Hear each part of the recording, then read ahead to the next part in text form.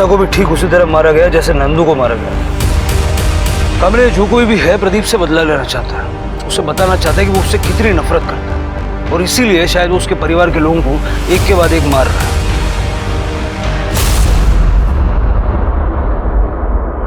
कमले, मैंने देखा है कि विराज भी प्रदीप के परिवार से काफी नफरत करता है। वो हो सकता है क्या? तुम यहाँ क्या कर रहे थे? साहब मैं उन्हीं के यहाँ काम करता हूँ, जैसे मालिश करना, गाड़ी की साफ सफाई करना। उन्हीं के घर के लिए सब्जी लेने आया था। प्रदीप जी, ये जो कोई भी है इसकी आपसी रंजिश है, इसीलिए शायद उसने नंदू और रत्ना को दोनों को इस तरह से पुतला बना के खड़ा किया और मुंह पे मट्टी पोत दी।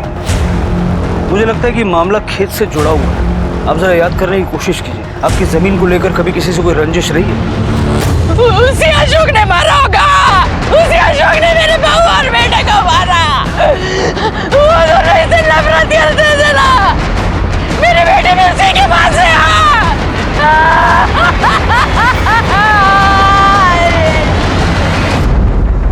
क्या रे, तो आधा घंटा बोल के निकल गया था, अभी 2 घंटे हो गए, किधर गया था? अरे एक काम निकला था यार। काम निकला था? हाँ काम था।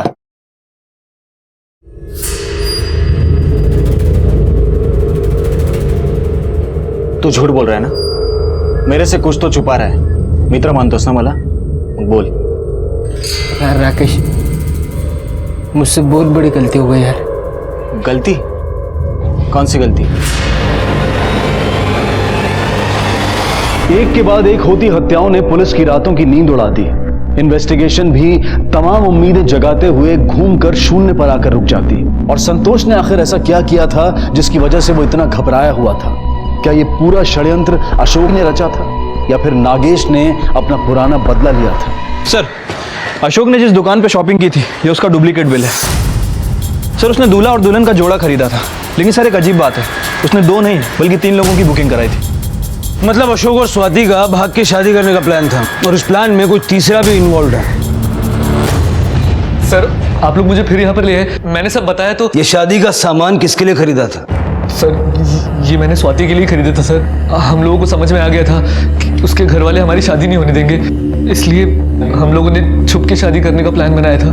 पर उसके 1 दिन पहले ही स्वाति गायब हो गई सर। स्वाति का गायब होना भी तुम्हारे प्लान का हिस्सा है, क्योंकि तेरे और स्वाति के भागने की खबर नंदू और रत्ना को लग गई थी। उन्होंने तुम्हें रोकने की कोशिश की और इसीलिए तुम लोगों ने अपने साथ एक तीसरे को मिलाया और नंदू और रत्ना को रास्ते से हटा दिया। नहीं सर, स्वाति उन लोगों की बहुत इज्जत करती थी।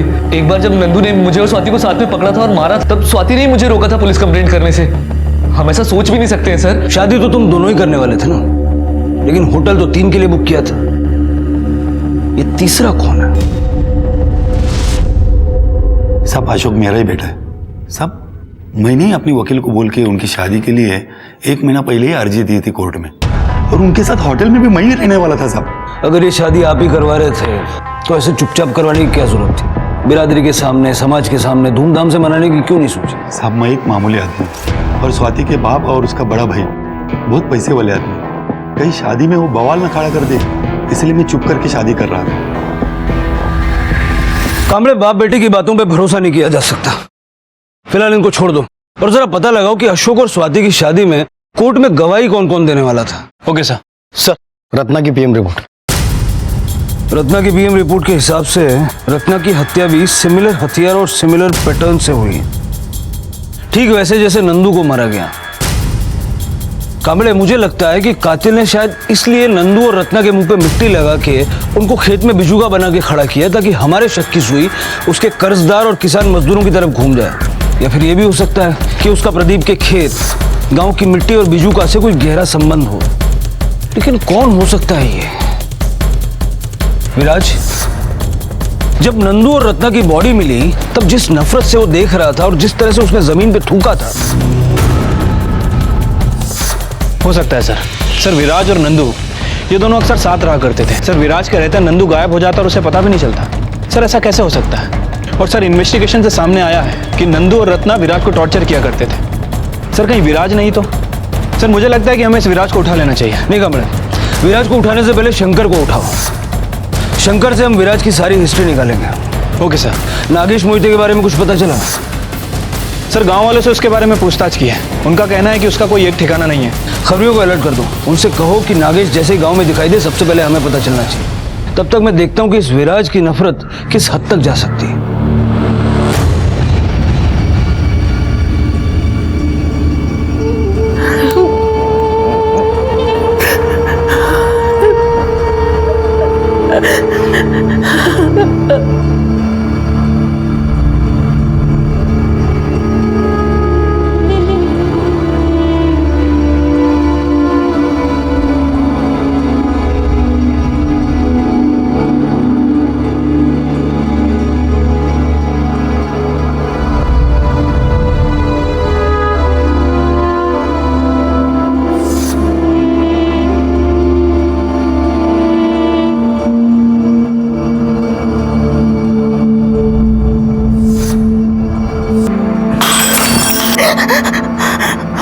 समझ में नहीं आ रहा है कौन कर रहा है ये सब। लगता है पूरा गांव हमारे खिलाफ गया है।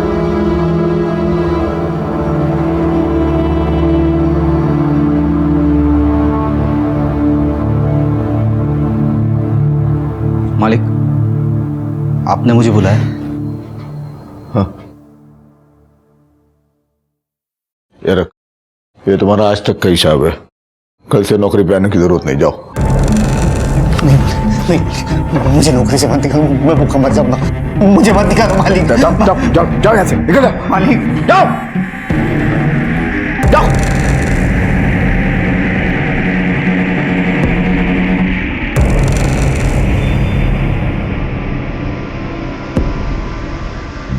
प्रदीप के लिए दुश्मन को पहचानना मुश्किल था, क्योंकि उसने पूरे गांव पर ही अत्याचार किए थे। उधर पुलिस के पास संदिग्धों के नाम पर विराज, राकेश, अशोक, संतोष और नागेश के साथ साथ और भी नाम जोड़ते जा रहे थे। पर देखा जाए तो सारा का सारा गांव ही संदिग्ध था।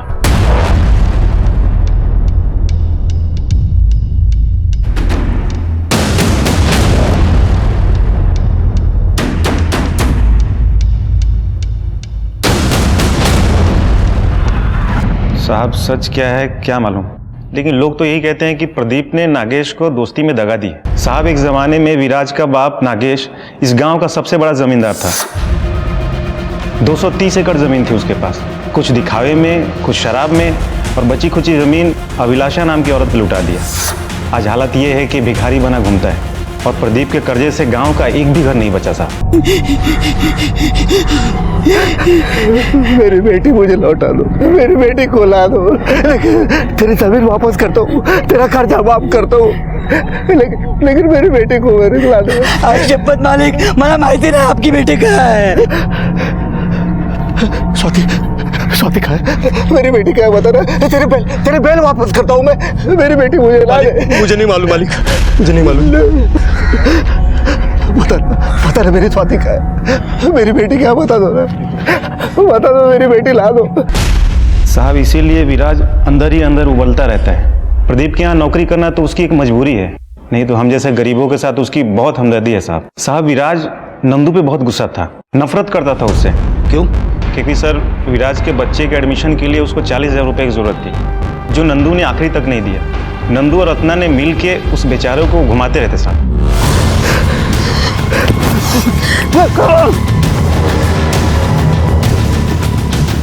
अगर मेरे बेटे के साथ कुछ हुआ ना तो जान से मार दूंगा सबको, आग लगा दूंगा गांव में। एक भी बच्चा जिंदा नहीं छोड़ूंगा इस गांव में, ध्यान से याद रखना। चलो यहाँ से।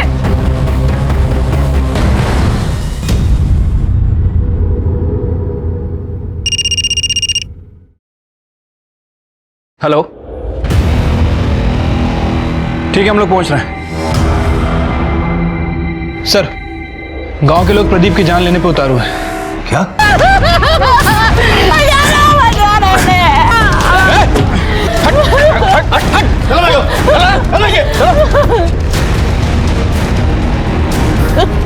या बैठ के तमाशा देख रहे थे, अपने मालिक को बचा नहीं सकते थे? मालिक नहीं है मेरा, काम पर से निकाल दिया। साहब अगर ये आज बीच में आता ना, हम इसे भी नहीं छोड़ते। प्रदीप साहब हत्यारा है, इसने मेरे बच्चे की जान ली है साहब। वो देखिए साहब, मैंने खुद देखा है। ये तो प्रदीप है, ये यहाँ क्या कर रहा है?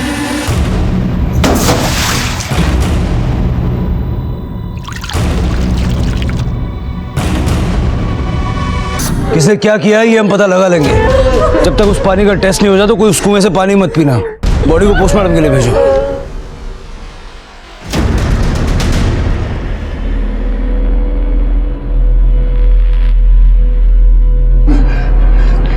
बताइए, कुएं के पानी में जहर मिलाया था आपने? साहब, इन्होंने कुछ नहीं किया। मेरी बात का यकीन कीजिए, अपने बेटे और बहू को खोने की वजह से ये बहुत टूट गए हैं अंदर से। बताइए, कुएं के पानी में जहर क्यों मिलाया आपने? ये झूठ है, मैंने नहीं जहर मिलाया। मैं तो अपनी बेटी को ढूंढ रहा था, न जाने वो कहाँ है। वो जिंदा भी है या उसे भी मार दिया है। अच्छा होगा अगर कुछ दिन आप घर से बाहर ना निकले।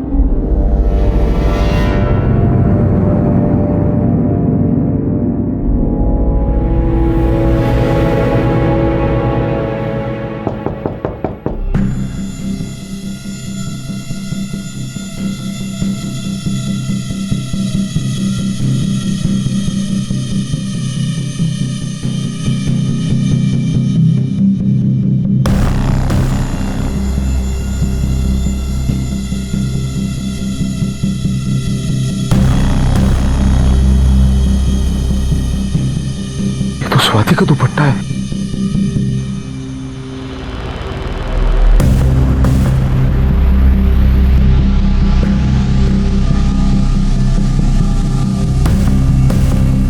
कौन है? कौन है? स्वाति! चंद्रा! चंद्रा! क्या हुआ? स्वाति का दुपट्टा है। जिस दिन वो गायब हुई थी उसने यही पहना था। आई, हम आ रहे हैं अभी। हाँ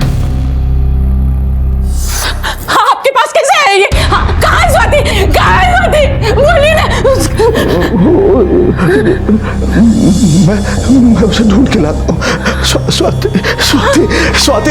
सुनिए ना, कहाँ जा रहे हैं आप? स्वाति! सर, कुएं का पानी पीने से जिन लोगों की मौत हुई थी उनके पेट में और कुएं के पानी में सेम तरह का कीटनाशक मिला है। सर, इस कीटनाशक की वजह से इंसान का दम घुटने लगता है और उसकी मौत हो जाती है। कांबळे, इस एरिया में जितने भी पेस्टिसाइड डीलर है सबसे पूछताछ करो, कब किसने और कितनी मात्रा में ये पेस्टिसाइड खरीदा है। Okay sir. स्वाति! स्वाति! स्वाति! स्वाति! स्वाति! स्वाति!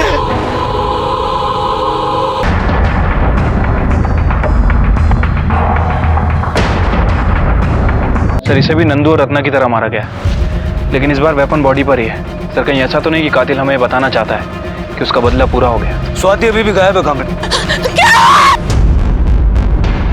खंबा दिखा। मुझे भूल कर निकले थे, मैं स्वाति को ढूंढने जा रहा हूँ।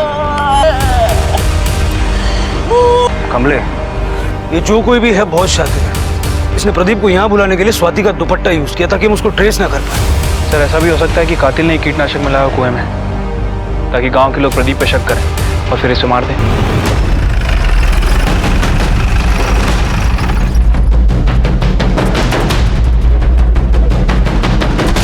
सर, ये कीटनाशक दवाइयों का डीलर है। इसे एक ऐसे आदमी पर शक है जिसने इससे दवाई खरीदी थी।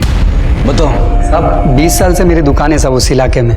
लगभग तो मैं सब किसानों को जानता हूँ क्योंकि सब मुझसे ही दवाई लेते। पर साहब, मैंने उसको पहली बार देखा था। कोई 30 साल का लड़का था।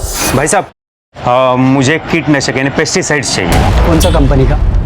कंपनी दे दो ना, कौन से भी कंपनी का। लड़के की शक्ल याद है? उसका स्केच बनवा सकते हो? जी साहब।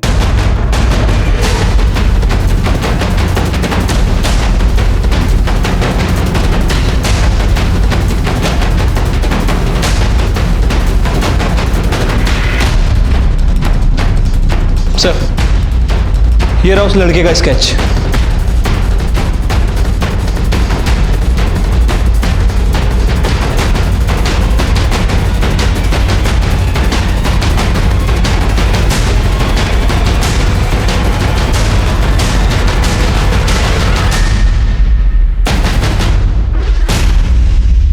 ये शायद वही लड़का है जो उस दिन अभिलाषा के साथ आया था।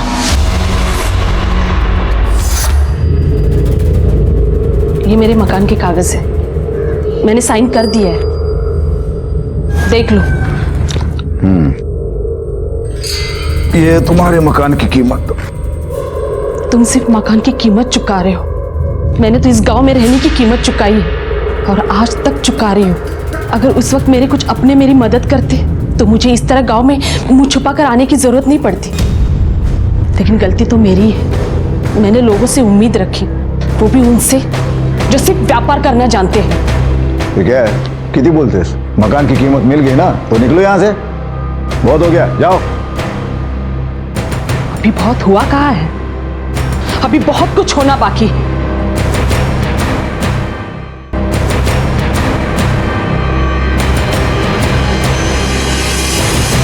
तुमने देखा नहीं वो कितने गुस्से में गई? अरे गुस्से में जाए या भाड़ में जाए, हमें क्या। देख, जिसे पैसों की जरूरत होती है ना वो ऐसे ही तिलमिलाता है, लेकिन हमें ध्यान नहीं देना चाहिए। अपना फायदा हो गया ना, अरे आधे से भी कम कीमत में मकान मिल गया उसका। ये उसके मकान के पेपर्स है जो वो लेकर आई थी, इसमें उसकी फोटो और उसके शहर के घर का पता है।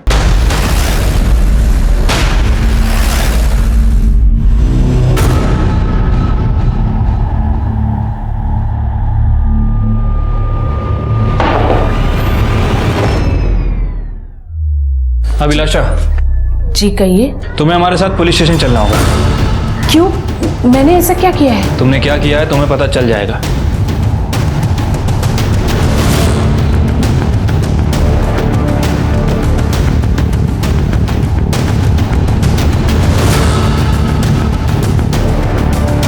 वो लड़का कहाँ है जिसके साथ तुम मदनपुर आई थी? वो पुणे गया है। ठीक है, तुम मिल गई, वो भी मिल जाएगा। नागेश को कहां छुपा रखा है? झूठ बोलने की कोशिश मत करना, क्योंकि हम जानते हैं नागेश तुमसे मिला हुआ है। विराज ने उस दिन गांव की मार्केट में तुम्हें देख लिया और उस दिन से 4 लोग गायब हैं, नंदू, रत्ना, स्वाति और नागेश। उस दिन प्रदीप को अपना मकान बेचकर वो रुपए लेकर मैं बाजार से निकल ही रही थी, तभी अभिलाषा, मुझे अपने साथ ले चलो ना तुम। देखो मेरी जिंदगी नरक हो गई है तुम्हारे बिना। और जो मेरे साथ हुआ था वो भूल गए? क्या हुआ था तुम्हारे साथ? उस दिन नागेश को देखकर मुझे मेरा अपमान याद आ गया था, लेकिन नागेश ने मेरा पीछा नहीं छोड़ा। मैंने उसे कहा, मैं तुम्हारे परिवार से अपनी बेइज्जती का बदला लेना चाहती हूँ। अगर तुम मेरे साथ चलते हो तो उस मकान के कागज लेकर आना जिसमें तुम्हारी बीवी और बेटा रहता है। उसके बाद ना नागेश मुझे मिला, ना उसका कोई फोन आया। गांव वालों ने जो तुम्हारे साथ किया उसकी शिकायत तुमने पुलिस में क्यों नहीं की? सब रिपोर्ट लिखवा के क्या मेरा सम्मान मुझे वापस मिलता? तो इस तरह से तुम अपना अपमान भूली नहीं थी, और जब गांव वापस आई तो सब याद आ गया, और गांव वालों से बदला लेने के लिए तुमने कुएं के पानी में पेस्टिसाइड मिला दिया। सर, इसके साथ जो लड़का है मनीष, वो हमारे गिरफ्त में है। अभिलाषा के कहने के ऊपर मैंने वो 2 गोनी कुएं में डाली थी। इसकी और अभिलाषा की चार्जशीट फाइल करो। सर, हमारा खबरी रघु आया है, उसका कहना है कि प्रदीप की फैमिली के कत्ल से जुड़ी हुई उसके पास खास खबर है। ये तो राकेश और संतोष है, ये तीसरा कौन है? साहब ये मुंबई का सुपारी किलर, बंटी नाम है इसका। मैंने इन तीनों को सांगली मार्केट में साथ में देखा था। कुएं में जहर की गुत्थी तो सुलझ गई थी। अभिलाषा ने अपने बदले की वजह से कई लोगों की जान ले ली, लेकिन नंदू, स्वाति, रत्ना और नागेश के मामले में कोई सुराग हाथ नहीं लग पाया था। लेकिन पुलिस को अचानक संतोष के एक कॉन्ट्रैक्ट किलर के साथ देखे जाने की बात पता चली। क्या वाकई में संतोष ही इस पूरे हत्याकांड का मास्टरमाइंड था? ये पता करने के लिए पुलिस ने एक बार फिर राकेश और संतोष को पुलिस स्टेशन बुलाया। बताने की जरूरत है कि ये कौन है, या बताऊं? बंटी, मुंबई का कॉन्ट्रैक्ट किलर। अब प्यार से बिना मार खाए बता दो, स्वाति कहां है, क्या किया उसके साथ? अब भी बोला बिना मार खाए बता दो, मारो। क्या इसने किया साहब? इसमें मेरा लेना देना कुछ नहीं है साहब। साहब मारो मत साहब, गलती हो गई साहब। वो रत्ना के केस की वजह से मेरा जीना हराम हो गया। मेरी छोटी बहन है, उसकी शादी करनी थी लेकिन वो भी टूट गई। पैसा नहीं, कुछ नहीं। मैं बोला दुकान बेच के उसकी शादी करेंगे, चलो। ताला लगा तो लगा, बेचने जाऊँ तो कोई लेना नहीं था। वो नंदू ने सबको धमकी दी थी कि कोई संतोष का दुकान लेगा ना तो उसका जीना हराम करेगा। फिर बहन की शादी टूटी। बाद में मुझे वो बंटी मिला, वो बंटी। अरे संतोष, क्यों बोला भाई? इन दोनों का 2 लाख रुपया लूंगा। अरे बंटी भाई, मैं आपको खाली 50,000 रुपए दे सकता हूँ, वो भी क्योंकि मेरा नाम नहीं आना चाहिए, इसलिए आपको दे रहा हूँ ना पैसा। नहीं तो गांव के किसी भी लड़की को 25,000 रुपए दिए तो भी वो दोनों को मारेंगे। गांव वालों का जीना हराम कर दिया। ठीक है, नंबर क्या है उसका? नंबर नहीं साहब, वो बोला खुद को अड्डा करेगा साहब। मेरे कुछ भी गलती नहीं साहब। सुपारी देने का बहुत शौक है ना, खिलाओ। सर, प्रदीप की पोस्टमार्टम रिपोर्ट के हिसाब से जिस दराती से नंदू और रत्ना का खून किया गया, लेकिन सर वेपन पे कोई फिंगरप्रिंट नहीं मिला। हो सकता है कि कातिल ने फिंगरप्रिंट को मिटा दिया हो। सर, जिस सफाई से काम किया गया है, मुझे लगता है इस काम में बंटी का ही हाथ है। संतोष के मुताबिक उसे नंदू और रत्ना को मारना था, लेकिन स्वाति भी साथ में गायब हुई। तो हो सकता है कि बंटी स्वाति को भी मारना चाहे, लेकिन एक प्रोफेशनल किलर बिना पैसे लिए प्रदीप को क्यों मारेगा? और इस तरह लोगों को पुतला बना के खेत में खड़ा करना, उनके मुंह पे मट्टी पोतना, इस सब की उसे क्या जरूरत? कुछ तो गड़बड़ है कामले, और इसीलिए हम अपनी इन्वेस्टिगेशन सिर्फ बंटी पे फोकस नहीं कर सकते। तुम एक काम करो, तुम मुंबई पुलिस से कांटेक्ट करो। सर, स्वाति और अशोक के कोर्ट मैरिज में विराज गवाह बनने वाला था। वो तीसरा आदमी विराज था। कामले, बुलाओ विराज को। अशोक और स्वाति कोर्ट मैरिज करने वाले जानता था? हाँ साहब, वो शादी के सब खरीदी करने गए थे ना, तो मैं उनके साथ ही था। फिर ये बात प्रदीप को क्यों नहीं बताई?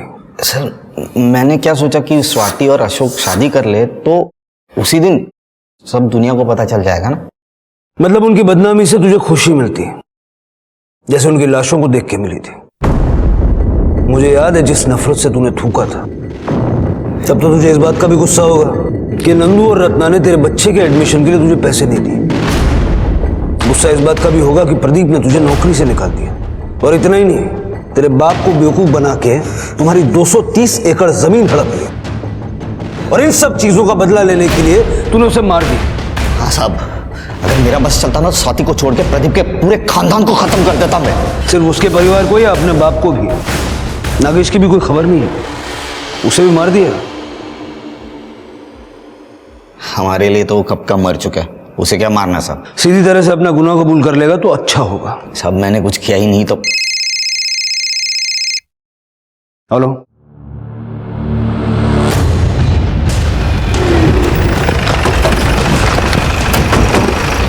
साहब इस तरह, यही रुको। कमले, गले के निशान देख के लगता है कि गला घोंट के मारा गया।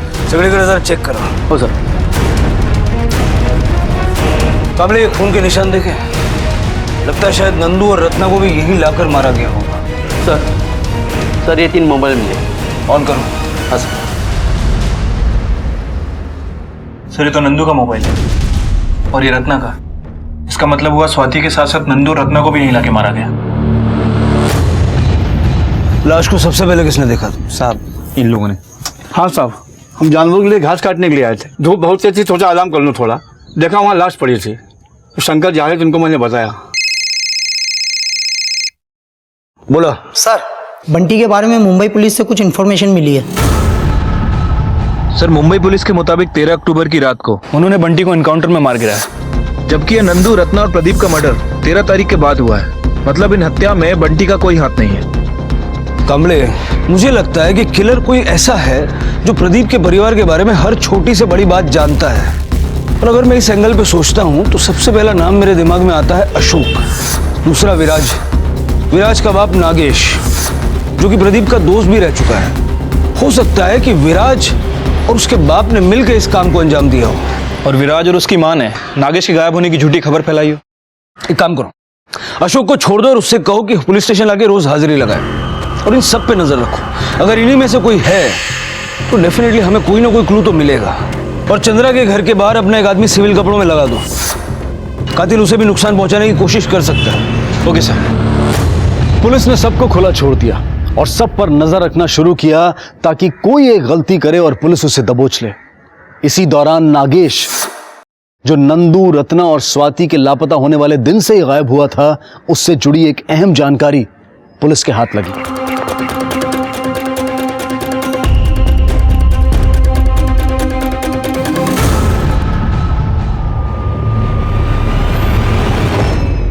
विराज अपने बाप से इतनी नफरत करता है कि उसे जीते जी मरा हुआ मानता है।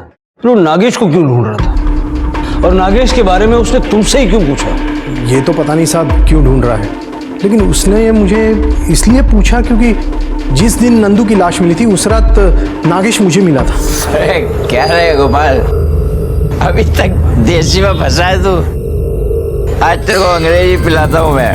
भाई गिलास लाना जरा। मुझे एक बात बता, तू इतना खुश क्यों है जो आज अंग्रेजी पिला रहा है? गांव में जितने बड़े बड़े सांप थे ना, उनका एक सपोला था सबसे ज्यादा जहरीला। हो गया ऊपर नंदू, एक एक करके सब जाएंगे और मैं अकेला जाऊंगा वो विदेशा के साथ। देख चलो चलो चलो उठो, 11 बज गया, बंद करने का टाइम होगा। चलो चल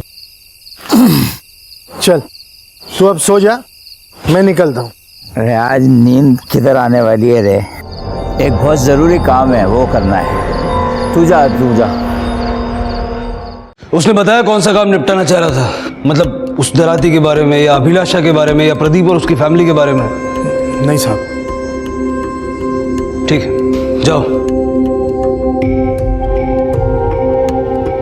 कमले, अगर इस गोपाल की बात को सच माने तो 11 बजे तक नागेश अपने घर गया, जबकि सुनीता ने हमसे कहा कि वो 9 बजे के बाद आया ही नहीं। रात को 9 बजे के आसपास देखा था, उसके बाद से कहाँ है मालूम नहीं।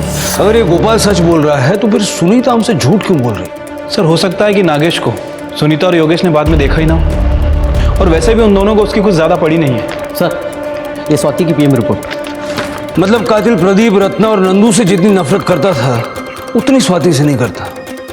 ये विराज हो सकता है क्योंकि वो शादी में भी इन्वॉल्व था। सर कहीं ये काम ये दोनों बाप बेटे मिलकर तो नहीं कर रहे? चलो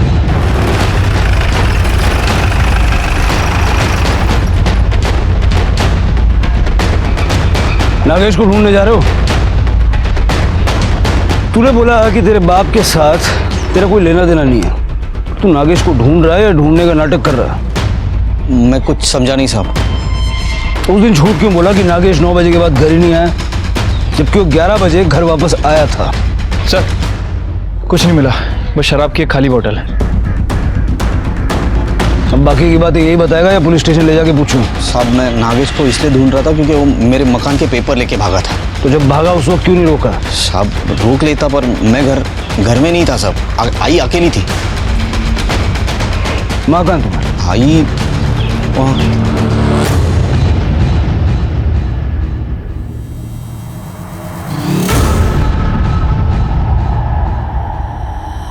ये नागेश जब घर के पेपर लेके भागा तो आपने रोका क्यों नहीं?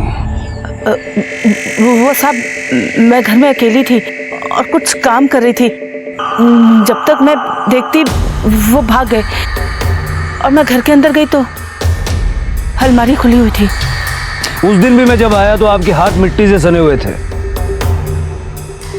और आज भी ये घर के पिछवाड़े में इस तरह से लीपने का कार्यक्रम चल रहा है। क्या कोई खजाना वगैरह दबा के रखा है क्या? नहीं साहब, ऐसी कोई बात नहीं है। सर जगह देखकर तो ऐसा लग रहा है कि इसे खोद कर अभी भरा गया। शिंदे सर खोदो यहाँ पे। नहीं साहब, यहाँ कुछ नहीं है। ऐसे चुपचाप खड़े रहो इधर।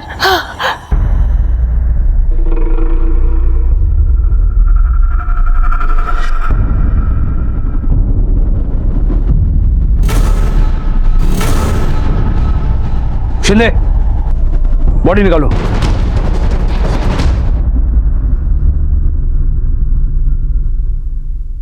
आई, ये तूने क्या किया?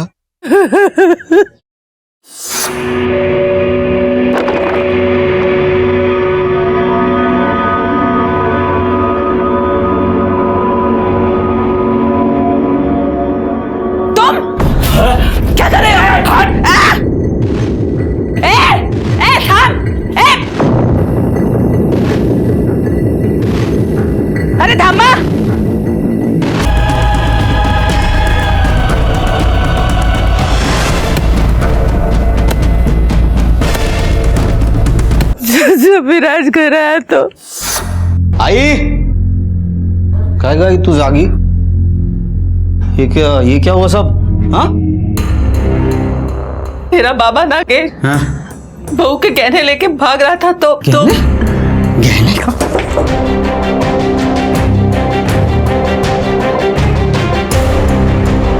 अरे वो गहने नहीं, मकान के पेपर लेके भागा है उसकी माशूका को देने के लिए। हाँ, अभिलाषा को आज मैंने गांव में देखा था। आज मरा, आज मरा। घेऊन चला ना। चलो उठिए।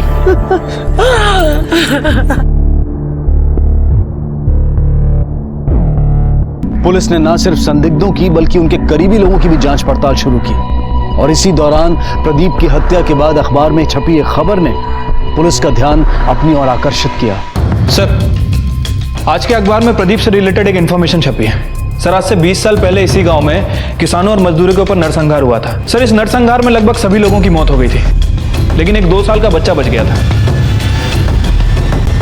कामले, पता करो ये बच्चा कौन था और अब कहाँ है?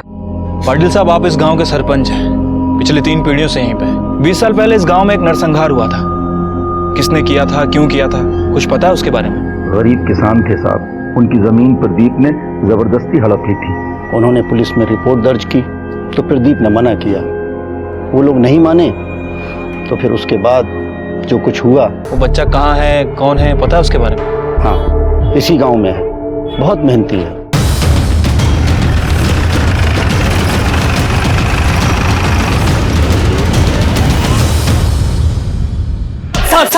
साहब इन्हें मत मारिए साहब। मैं सब बताता हूँ, मैं सब बताता हूँ।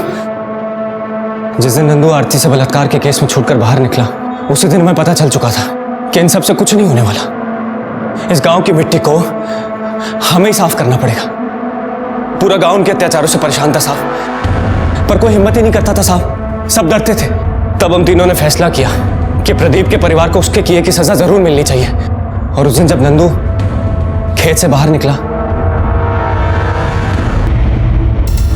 उसके बाद हमने नंदू को उसी के खेत के पुराने घर में, जो कई सालों से बंद पड़ा था, उसमें बांध कर डाल दिया। साहब, हम सिर्फ रत्ना को वहां पर बुलाना चाहते थे, पर उसके साथ स्वाति भी वहां पर आ गई। भाव तो कहीं नहीं दिखाई दे रहे। सबसे पहले हमने नंदू को मारा साहब, उसके बाद मैंने स्वाति के दुपट्टे में धान बांधकर उसे प्रदीप के घर के बाहर फेंक दिया। मुझे पता था कि प्रदीप उस दुपट्टे को देखकर खेत में जरूर आएगा। वो आया भी। साहब, स्वाति बहुत अच्छी लड़की थी, हम उसे मारना नहीं चाहते थे, पर हम मजबूर थे, उसे मारना पड़ा। साहब, 20 साल पहले प्रदीप ने इन्हीं खेतों के चक्कर में मेरे परिवार का कत्ल कर दिया था। सिर्फ नागेश का कहीं नहीं, बल्कि पूरा गांव उजाड़ के रख दिया उन लोगों ने। अब ऐसे में अगर किसान की मदद कोई नहीं करेगा तो किसान कहां जाएगा? बोलिए साहब। ये जो कुछ करने की जो हिम्मत थी, वो अगर तुमने सही दिशा में लगाई होती तो किसानों का कुछ भला हो जाता। लेकिन अब न किसानों का भला होगा न तुम लोगों का। अब जो तुमने किया है उसके लिए तुम सारी जिंदगी जेल में काटोगे। प्रदीप ने कभी नहीं सोचा होगा कि जिस जमीन, जिस मिट्टी के लालच में वो लोगों का खून करने से भी नहीं कतराता था, एक दिन वही जमीन उसका भी खून मांग लेगी। जगताप, कैलाश और राजन को प्रदीप के परिवार की हत्या के लिए, सुनीता को नागेश के कत्ल के लिए और अभिलाषा और मनीष को मासूम बच्चों और गांव वालों की हत्या के लिए गिरफ्तार किया गया। ये सभी इस वक्त न्यायिक हिरासत में हैं। काश के इंसान जिस गति से तरक्की और समृद्धि की ओर भाग रहा है, अगर उसका 10वां हिस्सा भी इंसानियत की ओर चले तो वो एक दूसरे का सहारा बन सकता है। इसी विचार के साथ अब मैं अनूप सोनी आपसे विदा लेता हूं। फिर मुलाकात होगी अगले एपिसोड में एक और चौंका देने वाले केस के साथ। तब तक अपना और अपने परिवार का ख्याल रखें और देखते रहें क्राइम पेट्रोल डायल 100। सबक एक को सीख हम सबको। जय Hind. If you want to enjoy more crime files content like this, please subscribe to our channel and click the bell icon.